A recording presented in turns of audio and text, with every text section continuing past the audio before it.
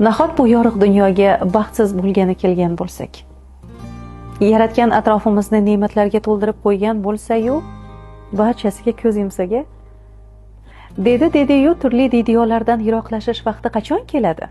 Umr o'tyapti-ku. Agar biz har bir akillagan itga tosh otishga urinib to'xtasak, manzilga qachon yetamiz? Yomonlarga biz ham maddohlik ila javob qaytarsak, ana o'sha yomondan hech qanday farqimiz qolmaydi-ku. Vaqtni ketkazib umrni isrof qilmaylik demoqchiman xolos. Bilingki, siz qilayotgan ishingiz bolday asal darajasida bo'lsa ham pashshalar uchun buni hech qanday ahamiyati yo'q. Zar qadrini zargar biladi. Bir fikrlab ko'ring.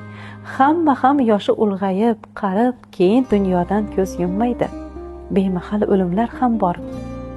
Umr bitta va u tugash xususiyatiga ega. Umr bizga bu eshikdan kirib, narigisidan chiqib ketguncha beriladigan vaqtdir. Vaqtimiz sifati qanday o'tishi esa o'z qo'limizda. Vazifamiz ikki dunyoyimizni chiroyli qilishdir.